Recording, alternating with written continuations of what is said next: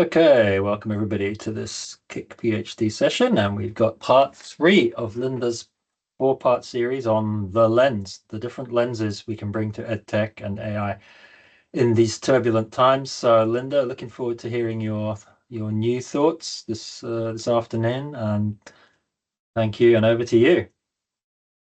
Thank you very much, Simon. This afternoon we are going to go with the third part of this series of seminar. Sometimes I'm very, daring sometimes when I said, yeah, I'm going to do a series of 4 seminars. Maybe I'm too ambitious, but well, let us know. This is the 4th part, and the name that we put on this was Teaching is Deciding What Digital Competence Reveals About Higher Education. And this, as we have said, is a 4-part seminar. This is the 3rd one. We are using educational optics to analyze the educational views of educational technology. And this part is the mirror. As I have already told you in other seminars, but if you haven't been here, I'm Linda Castañeda. I'm professor of educational technology from the University of Murcia, that is here in Europe, here in the southeast of Spain, in this corner. And in the first seminar, I explained where I was looking from, because we were exploring the prism, and the second one, I shared some of the lenses I have shaped that have shaped the way I look. And today I would like to introduce you to my mirrors. This is also where this series changed the direction a little. The first 2 seminars were mainly conceptual. This one is much more about things we have actually done. I want to look back on some of those things that we have built, test, adapt, and used, and ask what they reflect back at us about teaching, learning, and working in higher education. I've chosen only few, not because they are necessarily the most important, the most funded, or the biggest one, but because something happened while we were doing them, and those mirrors, or the reflection of those mirrors, is something that I want to show you, especially because when earlier in this year I published a book called Enseñar es Decidir, Teaching is Deciding. The books start from an idea that now seems quite obvious to me, that teaching is made of decisions, decisions about what matters, what counts as knowledge, we ask students to do, what evidence we accept, what technologies we use, what we make it possible, and what we leave out of our teaching. But it didn't start from that idea. In fact, one of the reasons I wanted to do this seminar was to look back of some of the things that we have actually done, and try to imagine if this idea that teaching is deciding, teaching is the process of is the teaching judgment, was already there in those projects. So let me develop this idea with you and look at those mirrors with you. Some months ago, I think a year ago, I came across this sentence: the invocation of a digital turn in peace building mystifies rather than clarifies the role of technology in peace building. Andreas Himblinger wrote this in a very interesting paper that is talking about post-digital peace building. And it was written about, obviously, peace building, not education. But when I saw this sentence, I couldn't stop thinking that something very similar has happened in higher education with technology. We have spent years talking about the digital turn, the digital transformation, the digital competence, the digital innovation. If adding digital helped us to understand what the educational challenge already is. In many ways, my own research has followed that path. Some years ago, I did this map to try to reflect what were my lines of research, what were the kind of research that I'm doing. And okay, don't judge me. It's a pre-generative AI map, so it's basically a mind map. So don't be too far. The lovely thing in this map, I have this branch, this precise branch, that is about teaching competence for a post-digital world. This is the name that I put it on it. But the more I work on competence, the less I found myself talking about competence.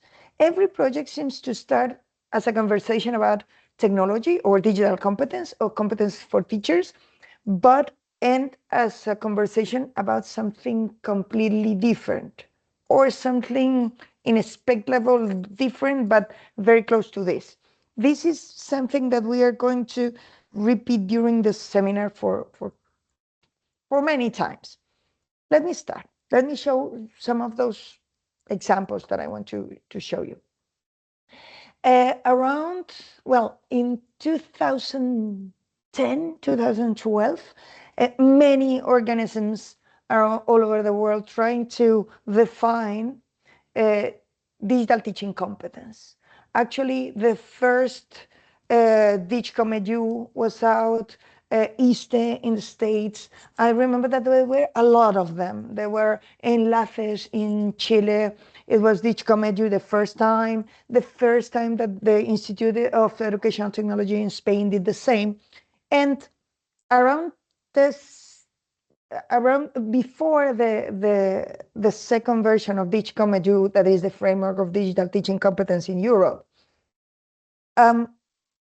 these frameworks started to proliferate. And someone has asked me that I'm involved in teacher education, not only for teachers in primary, secondary school. I work a lot with professors.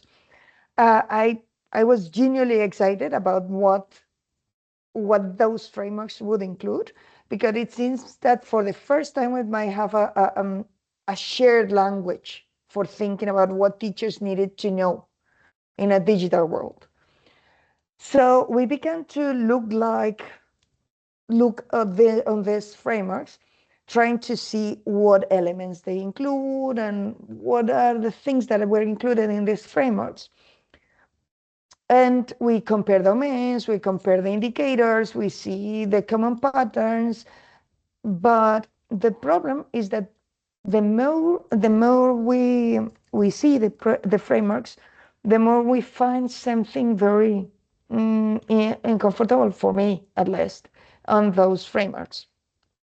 I had the perception that all those frameworks were basically digital competence frameworks, digital competence for citizens, for everyone. Use the technology with a bit of teaching in the top. They weren't really, the technology and the teaching weren't dialoguing each other.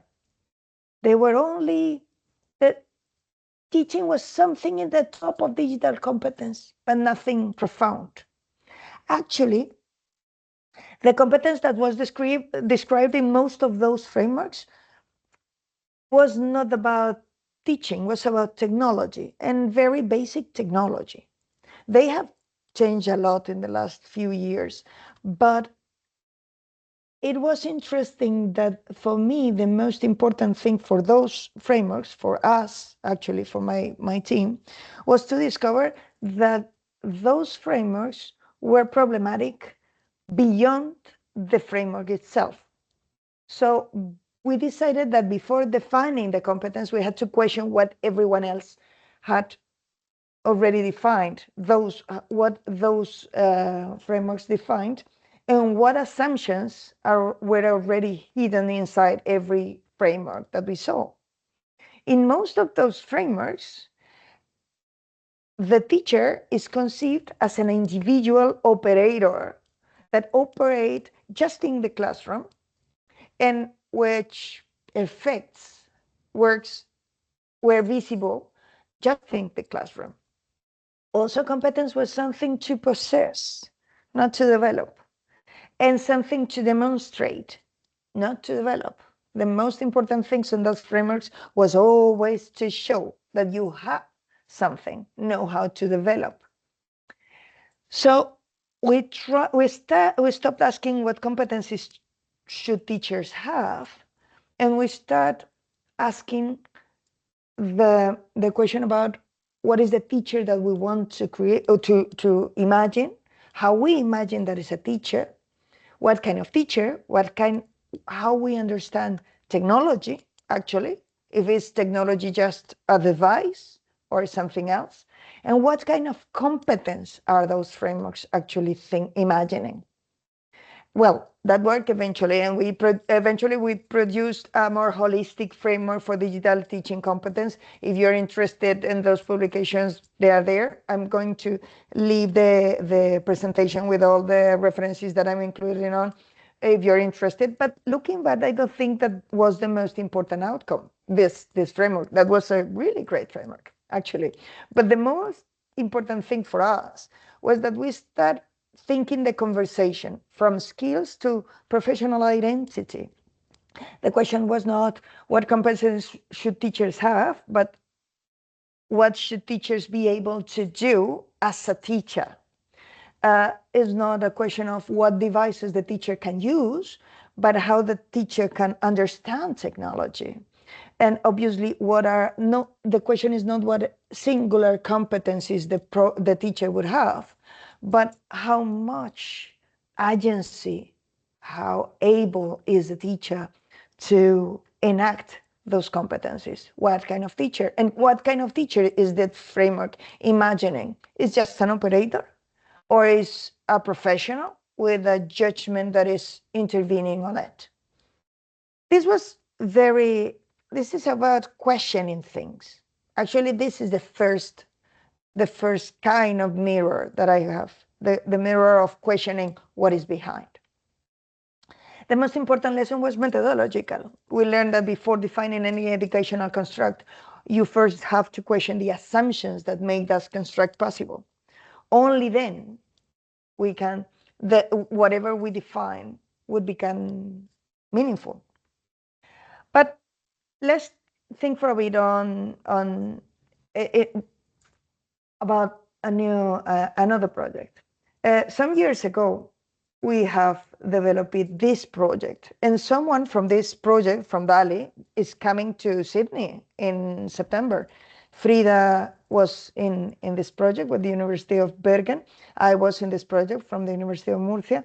And this project was called Data Literacy, DALI, Data Literacy for Citizenship. Our mission was to create game-enriched learning experiences for fostering data literacy in adults. This is quite complex, because it includes probably too many things.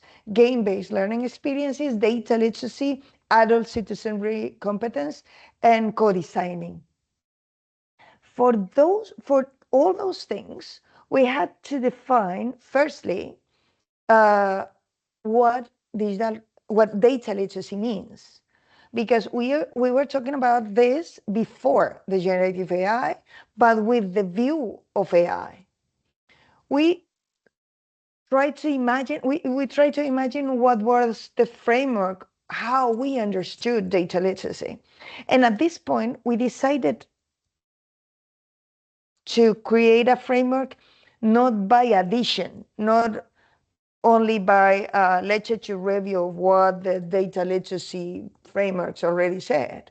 We wanted to discuss, we discussed actually, about what being competent on data means, how if it's only understanding the data, if it is also acting with data. And also, I think one of the most interesting things of this framework, from my point of view, is that we create these three elements: there's understanding, acting, and engaging through data, that try to enact the data literacy on citizens.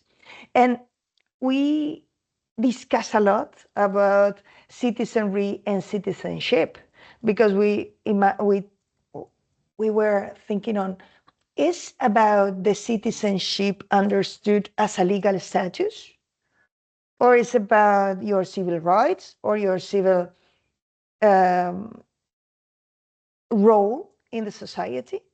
We decided that from our point of view, data literacy was how people might engage with and use data encountered in everyday life for the citizenry.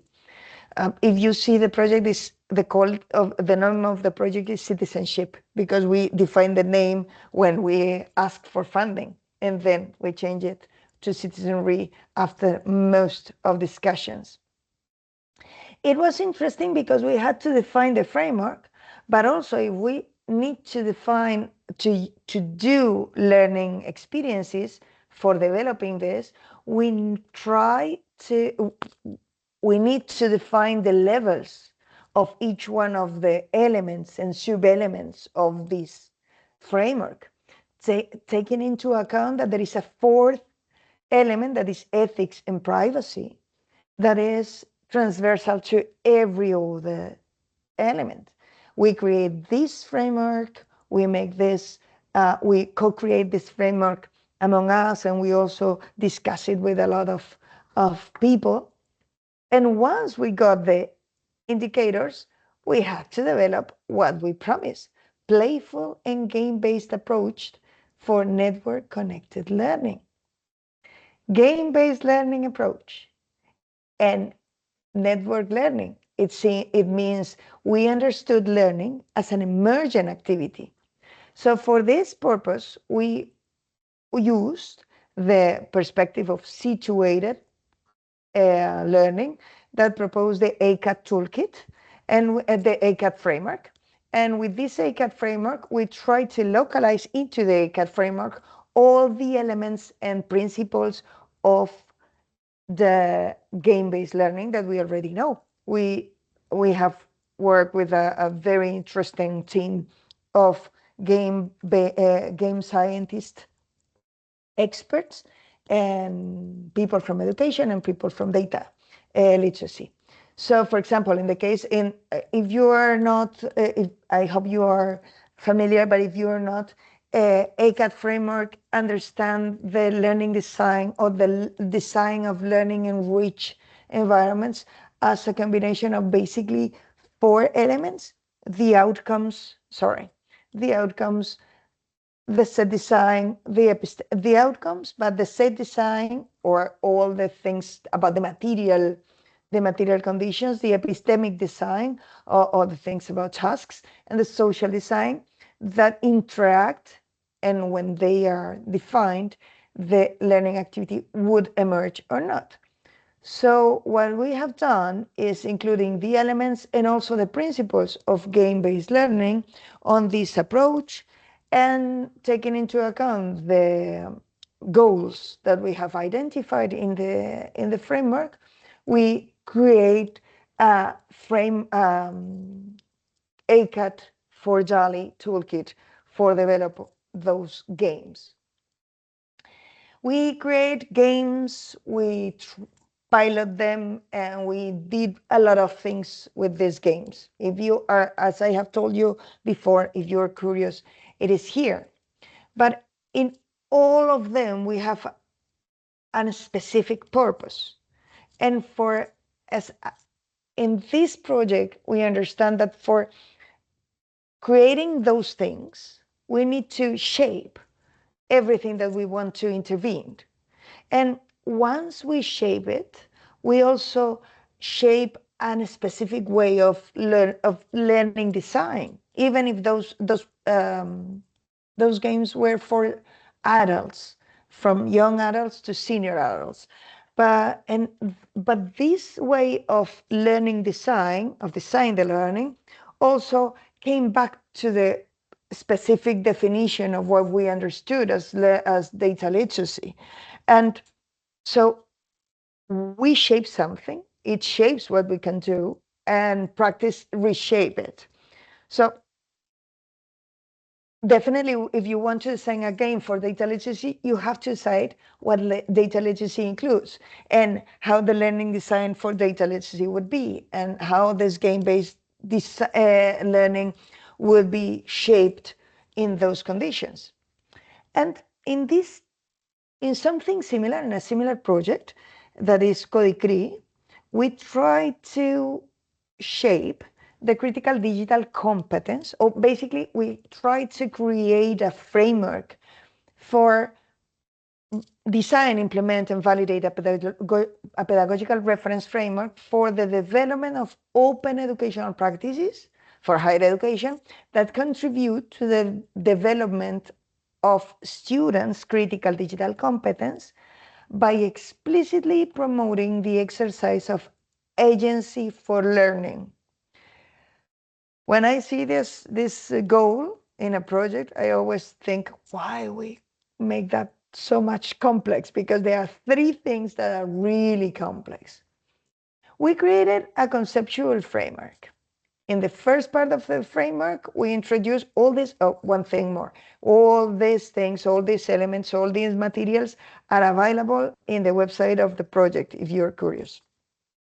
We define the elements of the digital critical competence with all the indicators for developing the things, or the aims, basically. What are the aims? The indicators that would be the aims of the open educational practices. And also with those aims, we created a toolkit based on ACAD. Why ACAD? Because ACAD is one of the, it's a very simple to start framework and a very interesting toolkit that help us to encourage discussions and conversations among educators. So we created a specific ACAD toolkit for Codicri, for digital critical competence. Also, we try to evidence what is the justification of these practices in this context with this objective, and what are the requirements, because it's not only I want to do this kind of practices, I want to do this kind of this kind of specific learning design, but what are the requirements for doing so, and what are the ways and support the ways to support this development? What are the pedagogical approaches for critical thinking and metacognition and citizenry? What are the pedagogical approaches for content creation? In this Codicri, and all this work that we have done in Codicri, we have also shaped. But the reflect of Codicri show us that it's not only redefine well everything that we want to do, implement or validate.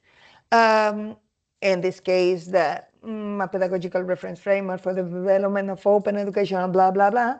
But the most important thing that was revealed when we did it was the importance of the conditions that we have created, or that we need to create for creating those kind of games in one place, in the case of DALI, or the case of those open practices, as the case in the case of Codicri. But when we are trying to develop this competence among pupils, or well, among people, even students at the university or seniors outside the university,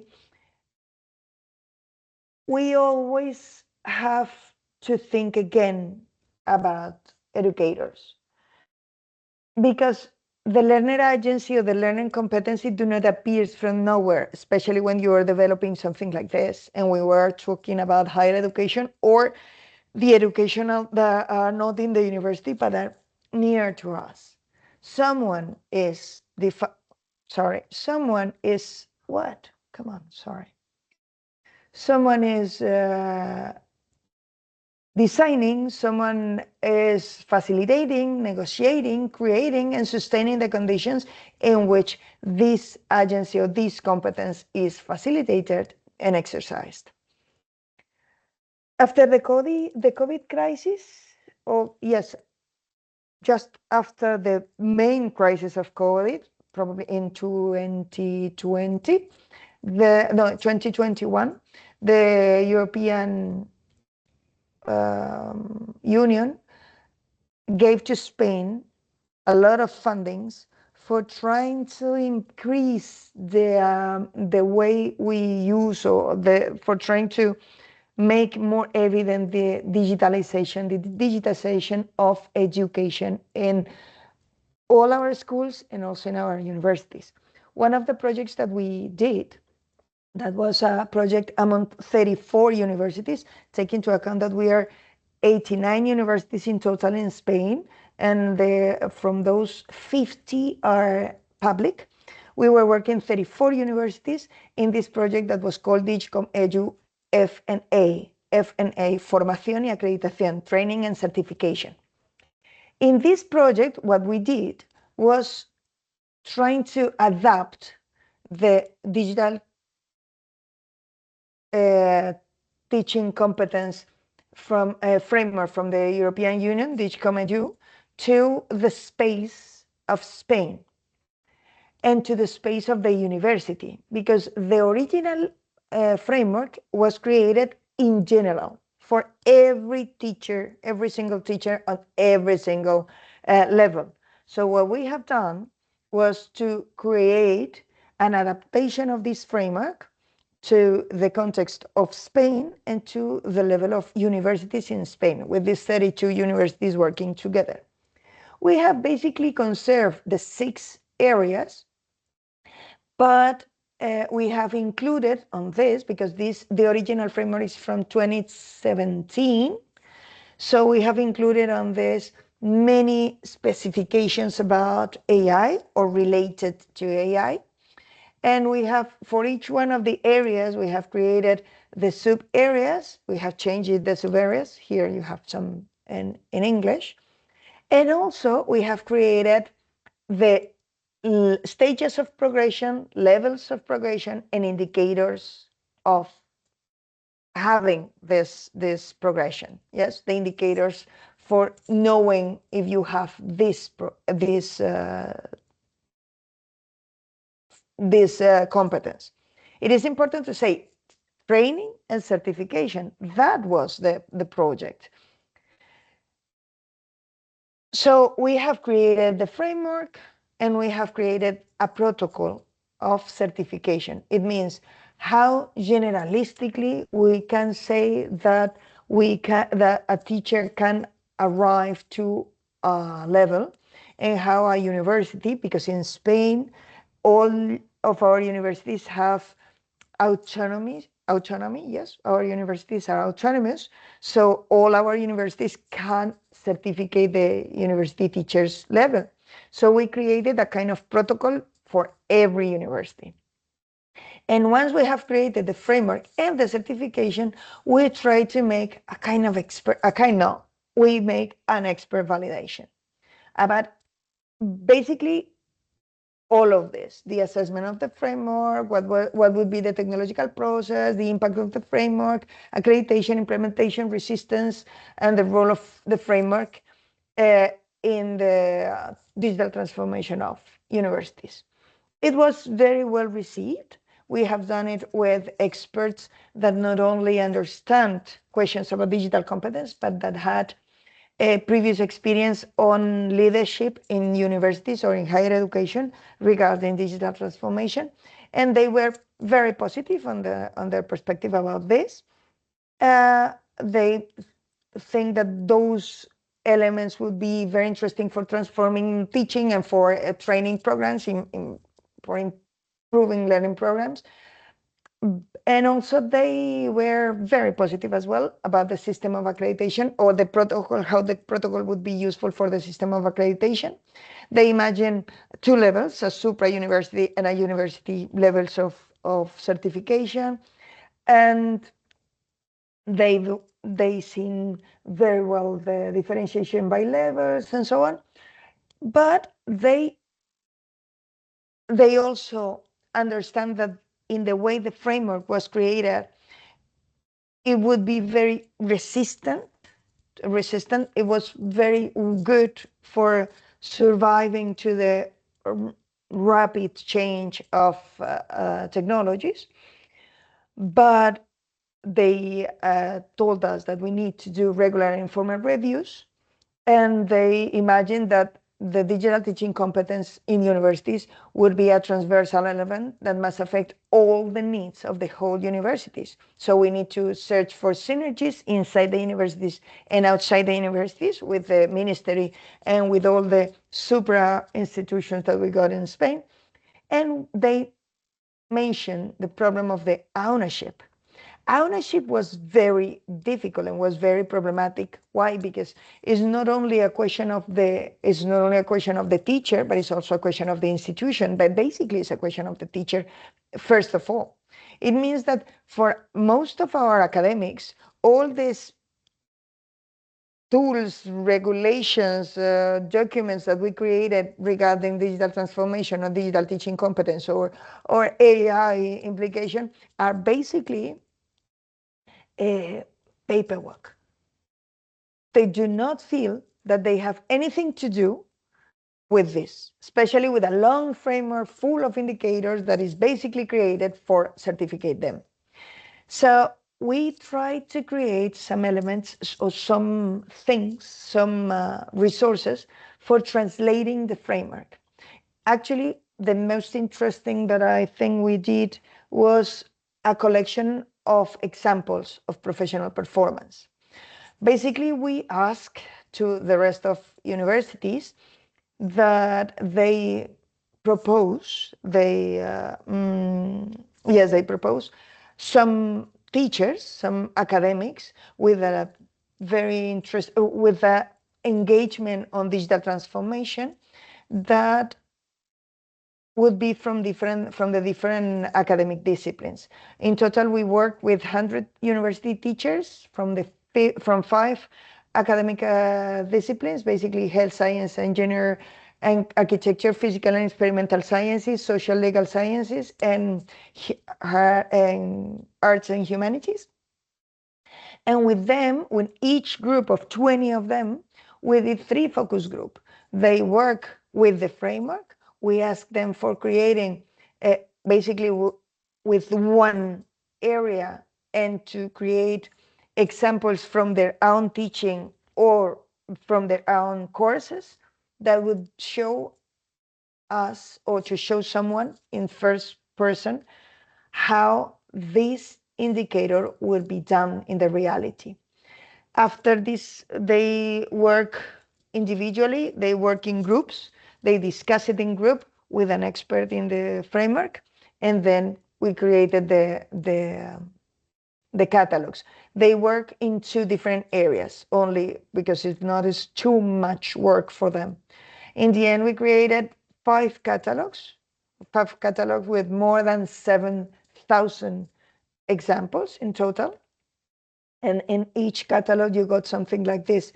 You got, for example, this is one page of the level B1 of the area 3, that is learning and teaching for engineering and architecture.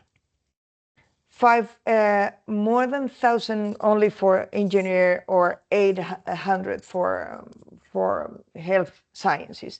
But the question is that in this project, what this project reflects was the importance of contextualizing, but it's not, it's not only contextualizing in place. Yeah, context was not something we added at the end. We need to participate on the context. We need the teachers to make them contextualize what we have done. The catalog makes the same competence could be recognizable across institutions without looking exactly the same in practice. But contextualizing needs to preserve something common, but at the same time acquire meaning through a particular practice and conditions, contextualizing the area, contextualizing the type of knowledge. Because in this project, it was, I have definitely proved that even if I'm a specialist on education, the reality is that I don't have a clue on how to teach engineering or business. I have some ideas, but we need to contextualize those ideas into the reality of the teachers, into the reality of the content as well. Here you have some of the reflections that we did thanks to this project. And also we have also published the methodology that we have used for doing the focus group, if you're curious. But we have also encountered contextualization from a completely different direction. In our selfie, that is another project, we were not trying to contextualize a framework ourselves. We were able to watch what happened when the European framework traveled. In this case, the European Union, basically the Joint Research Center, asked me to do this project that was trying to analyze how the tools and frameworks that the European Commission has created, DigCom, DigCom.edu, DigCom.org, Selfie, and Selfie for Teachers, has been used for digital transformation.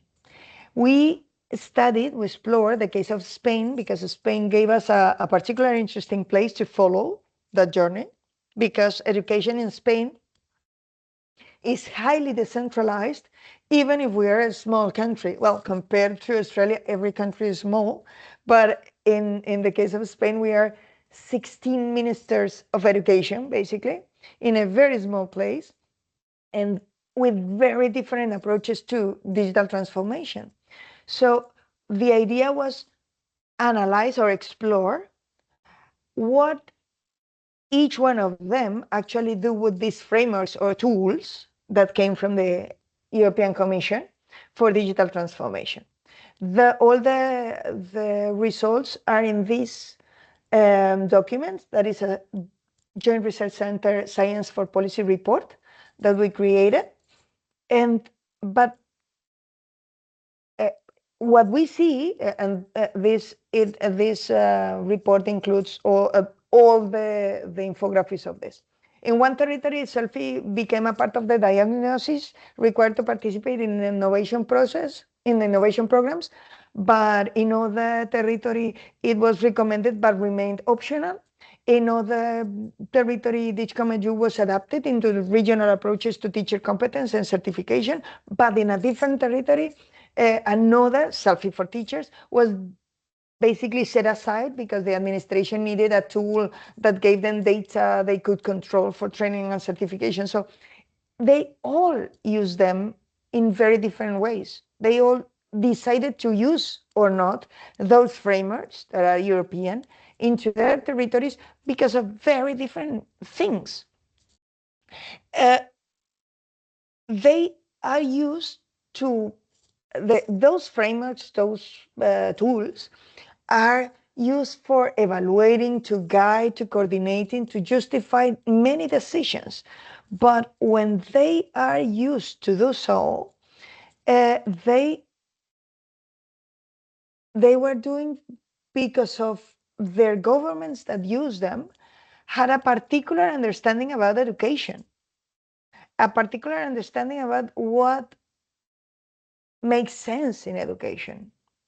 But it only works in one way. The movement goes both ways. Frameworks are interpreted differently as they travel through system, institutions, and practice, and something else happens in that process. The people working with them began to see through their categories and is translating those categories.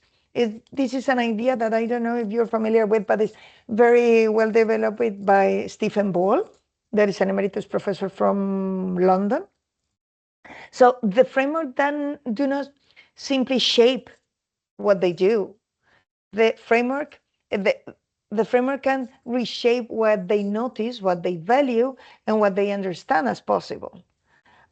And it's possible because it's very visible when we see the leadership, for example, and when we after the project we try to explore how the leadership of each one of those entities, of those communities, autonomous communities is the name in Spain, the regions, uh, enact the leadership to use or not these tools.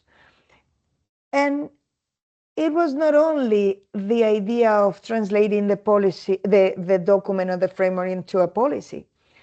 Every decision also carried an idea of the people involved, what teachers can be trusted to decide, what students need, what counts as competence, what good teaching looks like. So the question was no longer only who gets to decide, it also what are we enacting when we decide. These reflections and all those reflections, but basically these two reflections, the reflection about leadership and the reflection about the role of the frameworks and tools are included in these two papers if you're interested. But let's back. Do you remember that we were talking about developing competencies in citizens, make us looking back to the teachers? For years, when we were talking about digital transformation and we were talking about in universities, digital transformation in universities, we were looking at the academics. And I have the perspective, or I have my vision after those years tell me that most of our approaches in the universities are student-centered and in the shoulders of teachers, of academics.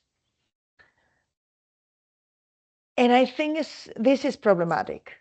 CUTE, the project CUTE, that started in 2020, started from the idea that the digital teaching competence cannot be understood only as something that academics possess or fail to possess. It also depends on the conditions in which they are expected to teach, the support they receive, the infrastructure available to them, the time they have to discuss about it, the opportunities to work with others, the decisions made around them, the educational vision that those decisions show, and the educational vision that they are trying to support. So in this CUTE, in this project, we try to move the conversation from how we can make our academics more competent, how we can create a professional development path for academics, to what kind of institution make digitally competent teaching possible. We wanted to move this idea with the conviction that is not only what you do for your competence, but how the conditions about this competence, that I think is not only about digital teaching competence, but almost every idea in an institution must be created in this way,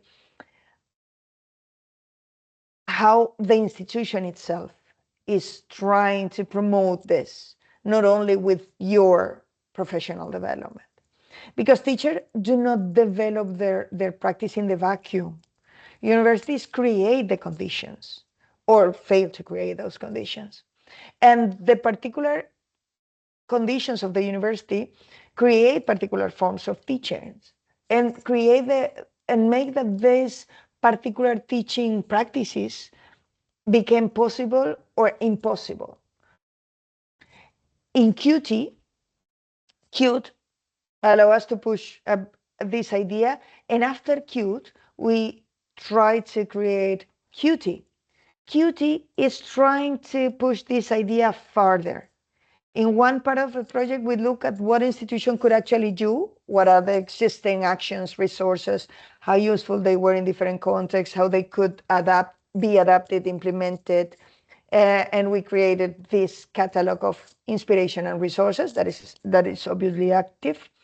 Note that it's not about practices to be copied, but possibilities that institutions could examine and use in relation to their own needs.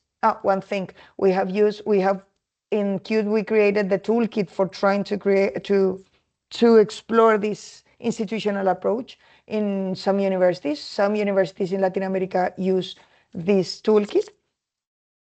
In QT, when we created this catalog of inspirations of actions that we have already done in our institutions. We also imagine that digital teaching competence is an institutional thing, but it is important to also ask and to also include not only the voice of students, even if we're talking about teaching digital competence, we're talking about students, and we try to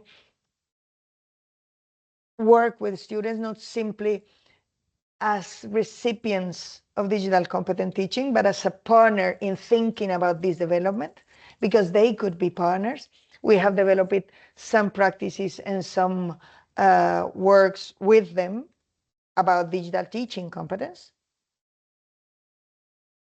And finally, we turn to people in leadership roles, those who make decisions about principles, structures, the resources, the professional development, the technology and pedagogy. Many of them, because they don't have to, do not have enough information for taking those decisions. So we create a very a small but a comprehensive course for leadership about digital transformation in education, in higher education, about education precisely.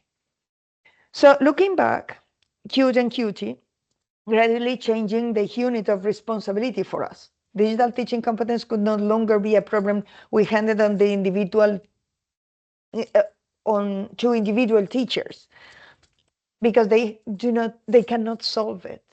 It had become a matter of the collective institutional responsibility, because the institution, the higher education, is not only students and someone else, it's a community of people that is doing something possible.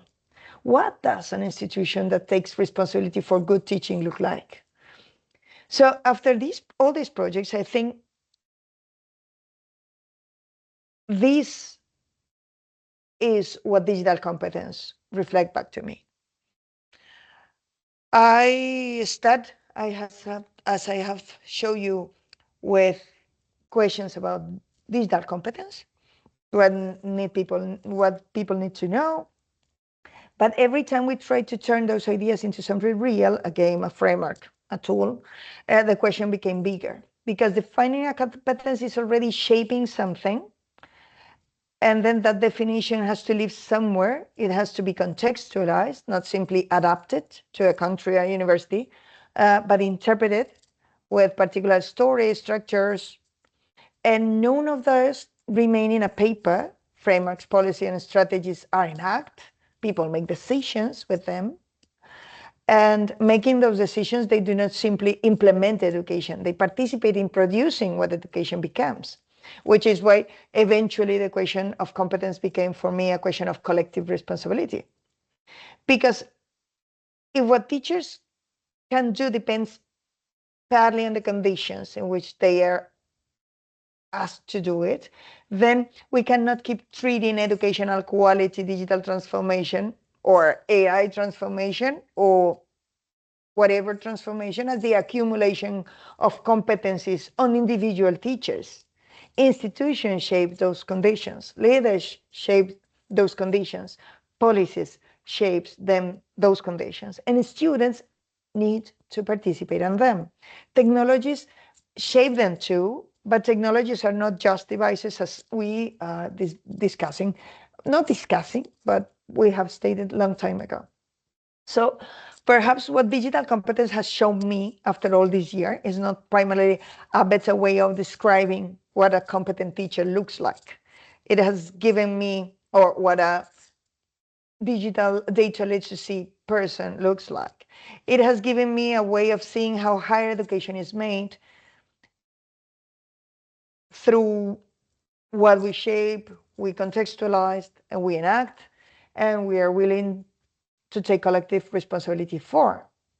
And I think this is also explained why I ended up writing a book called Teaching is Deciding.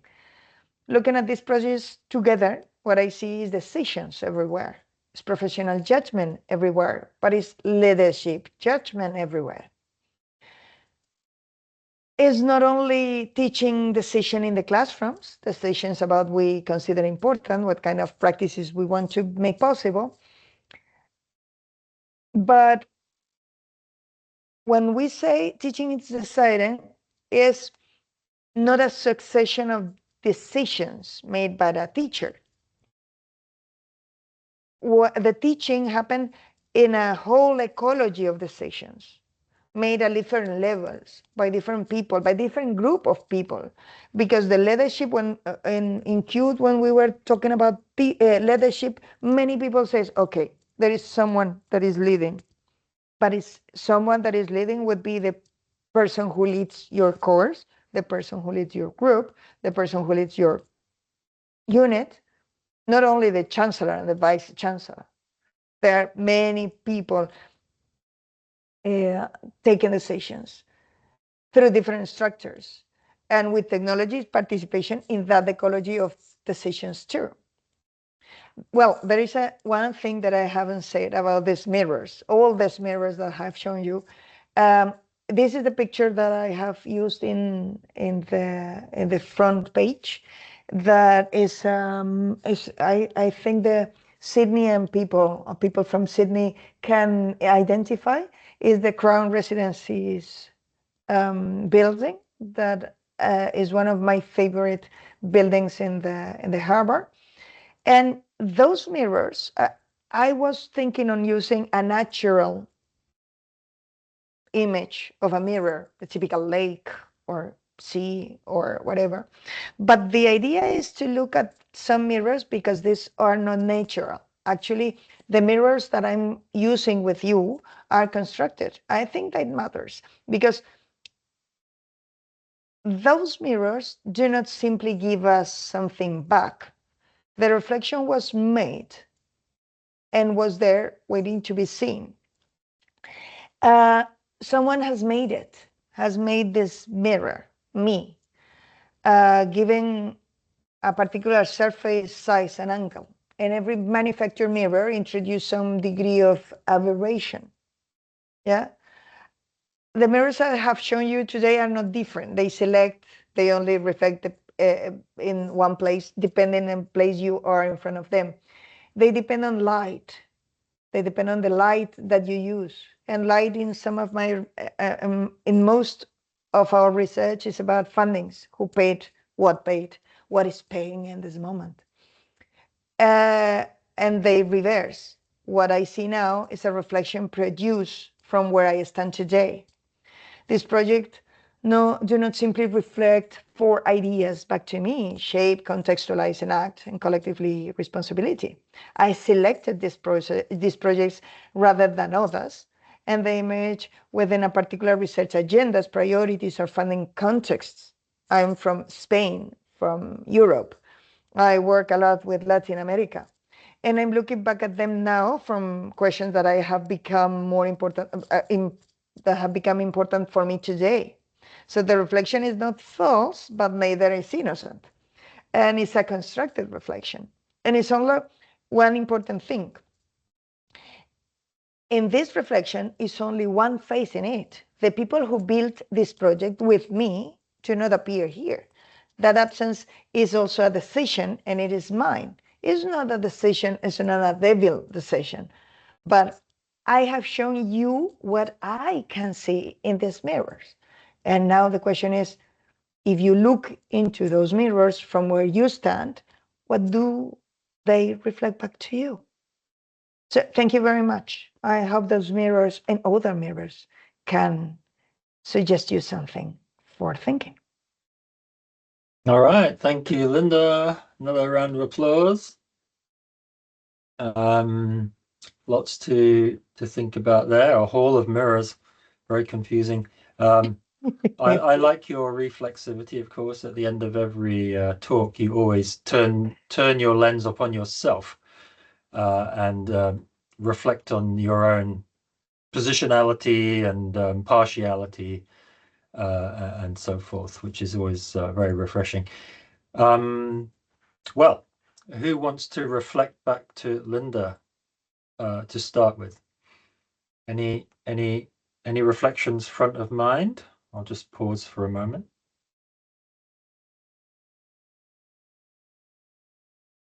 Okay, well, people are thinking, let me kick things off then. Oh, there's Mohsen. Okay, go for it, Mohsen. That's fine. I just had a bunch of very simple questions to start and understand, and then maybe get to the bigger ideas. Um, Linda, are you referring to because we're talking about like a bit of your presentation was focused on uh, teacher education, right? And it's an important part. So when you say or use words like skill, competence, um, do these have a particular definition for you, or is it a construct that you are developing, or are you referring to something? Could you, yeah. Basically, in the literature, skills, competence, and literacy are basically terms that are always in a conversation, not in a Mm-hmm, discussion, in an argument, basically. For from my tradition, from my perspective, skills talk about an ability, something that you can do. But but when you talk about literacy, we think about the starting to do something with some kind of ability as well. It's not an ability, but it's literacy means that you are able to do something combined. But in the case of competence, at least from my tradition and from the sources that I used, a competence is something more complex. It's something that includes an ability, a conceptual approach, but mm-hmm, also an ethical approach. There are not competence in the vacuum. You always talk about a competence for doing something or for a specific field of knowledge and with a specific ethical approach. But in Europe, we have the advantage and the inconvenience that we are very close each other, very different traditions. And mm-hmm, we have traditions that understand that this is about skills and mm-hmm, about competencies. But in the terms of European Union, the European Union tried to use always competence as the generalistic thing. Actually, the framework of the digital teaching competencies, mm-hmm, because the four areas include different competencies and sub areas or sub competencies that include mm-hmm. some skills. Yeah, but I try to don't talk about skills directly because we think that skills are simpler. Um, at least from, I'm not saying that always they are, but at least the way we use it is in that way. I'm not sure if I have make it clear. No. That's fine, and I just wanted to make sure that I understand because, as you say, whenever you go with different scholars and traditions, that there's a little bit of a difference between them. I guess the literacy bit is the same as much as I understand it. For competence, sometimes, well, the way at least we use it over there in linguistics is competence would be the mental image that somebody has, or the mental knowledge, the background, everything that's in their brain. And then there would be the performance, which is what they showcase in Mm-hmm. their teaching practice. And then the skill would be the translation that happens between the two. So a more skillful teacher would be performing their competence more, let's say, competently or skillfully, if that makes sense. But yes, I just wanted to clarify and understand what you exactly meant by those. That's and you also had a quick uh, a couple of slides about game-based learning, which was pretty fun as well. I probably will talk about them later. That's, Let's ask. no, we'll talk about them later. That's fine. It's gonna be a lengthy discussion. Okay, thanks. Yuvina, you seem to be typing a question, or do you want to just ask it? No, not really. I was going to say I was going to go, but I feel like there's a lot of I feel like I need to book a session with you, Linda, and just have a conversation with you because currently in my role, I'm working on developing a framework where we're trying to operationalize for the whole institute for both staff and professional career development, specifically looking at research, but also in a way it ties into my PhD study as well. So I feel like all the things that you've been talking about, like I do need to go and read all your papers, I think, just to get more understanding of it. And I think, there's a lot for me to learn from what you've done because there's so much that's been put into all the different frameworks. And just to, and as you say, engagement and it's not, I mean, you need to get everyone on board. You need the management on board. You need people to understand why they're doing it. So there's a whole, it's not one simple thing. It's a whole aspect to it. So Wow. yes. So I feel like it would be good for me to like sit down with you and have that conversation a little bit more. But I do need to read up on all the work that you've done. And just a side note, I like all the abbreviation for all the frameworks that you've made. It's very good. I have to say that all those things are one of the things that I'm trying to do in all the seminar is trying to challenge my own perspective. As Simon says, in the first seminar, I show you one framework that we created for understanding different in a more different way AI. Yeah, but the most important thing when you're creating a framework is to be sure that you understand that your framework is fallible and you can fail, and that there are many people that do not understand what the I remember that in Qt, yes, in Qt and Qt, we are very creative with that names. We are very cutiest. We hope to have a cutier and cutiest as well. Is our purpose. But when we were working in Qt, I remember that it was a fantastic group of people because most of them were not academics. Yeah, we were very few academics, but most of them were working on teaching and learning divisions in universities. And I remember the first time that someone told me, Linda, it's nice your framework, but my my professors are telling me that why a framework and why the hell they need a framework for the life. It doesn't mean anything in the reality. So it was very interesting to start explaining them what a framework is. What is a framework? Then why do you need a framework? Actually, we did many resources on what do you need this framework? What is this framework about? In a very basic level to try to start the conversation. And then these examples that we created for Spain were very useful for starting the conversation with the people that works in the focus group, with the people that started discussing in a professional development path.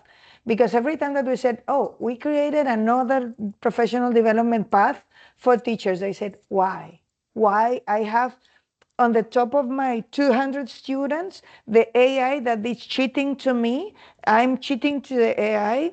Everybody is asking me for more hours. Why I need to do another course in the top of everything?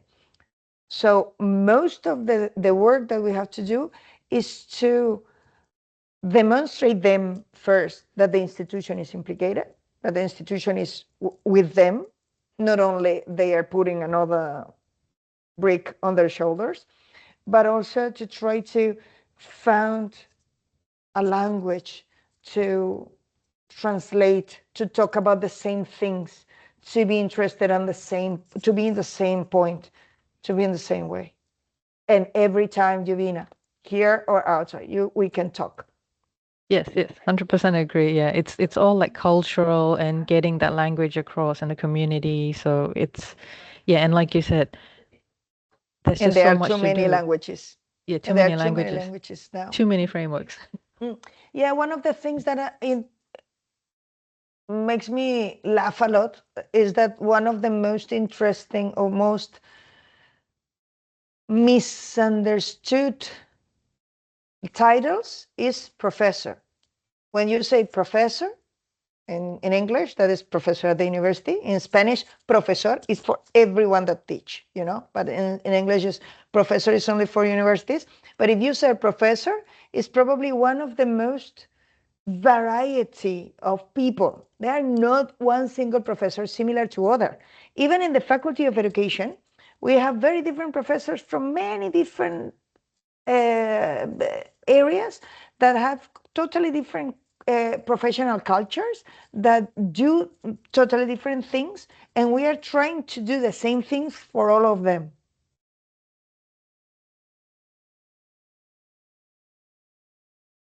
So Okay. yes, it's a lot of languages. Great. Okay. Well, it's great that your conversation is, sparking the urgent need to have follow-up conversations.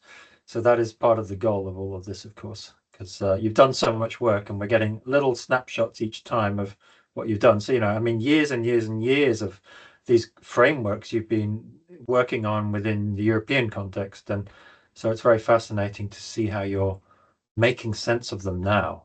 Because I guess, the billion-dollar question is always, okay, we've got this glorious framework, we've got the sort of trajectory for what it means to start and then get better and then get better. But in the end, did it get traction? How was it actually adopted? Or, as you said, enacted? How did people contextualize it? Because, a generic framework is like a skeleton with no clothes. So I need to see it with architecture clothes or social work clothes or engineering clothes in order for it to come alive in my disciplinary context. But even then, and I love your Lego graphics. Need to figure out how I can design Lego graphics for my talks. But yeah, in the end, the billion-dollar question is, did it get traction? Did it make a difference? Are we seeing improvements in practice? And what you've done is, well, what my reflection back to you, and this is what I put in my comment here, you can read it all later, but I was hearing systems everywhere. Systems, right?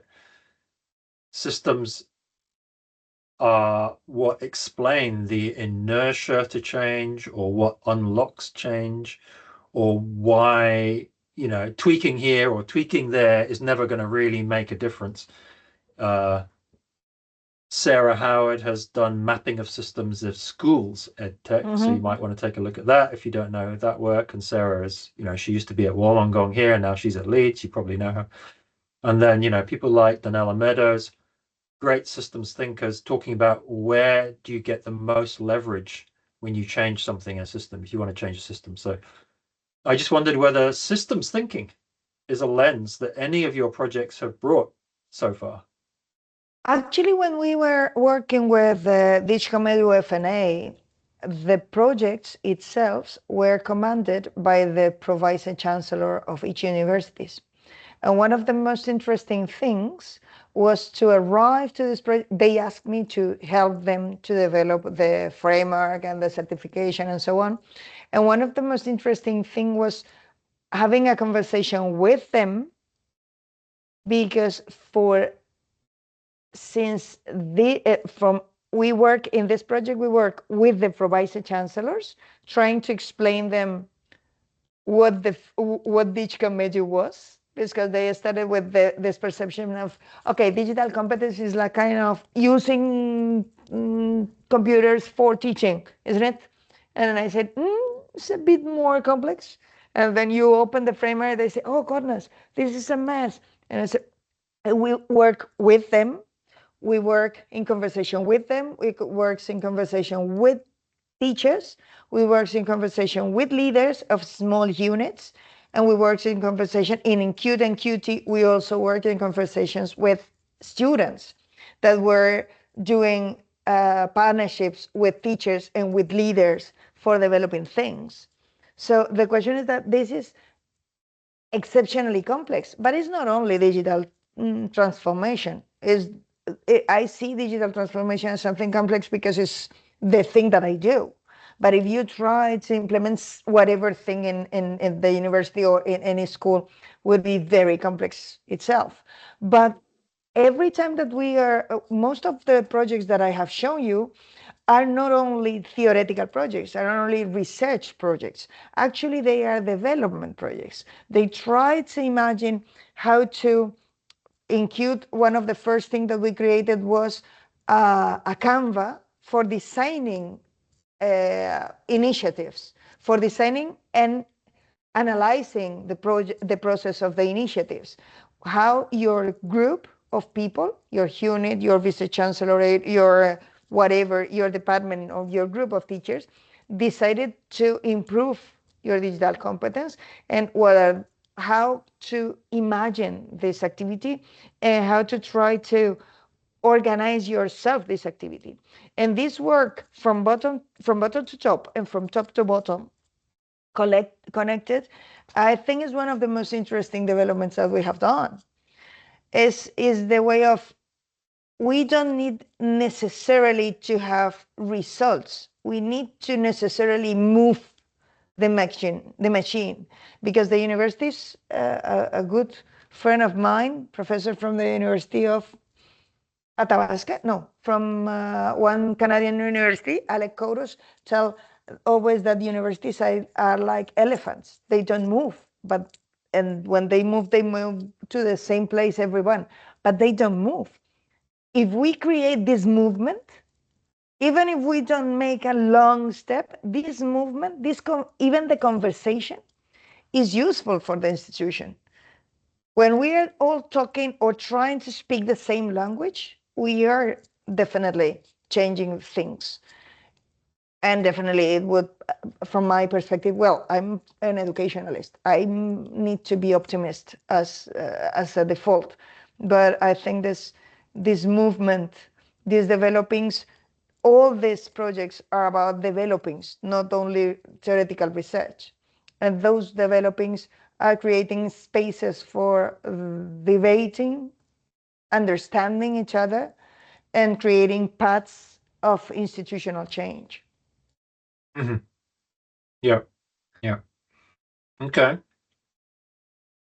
Well, I have more thoughts we can talk about in the pub afterwards.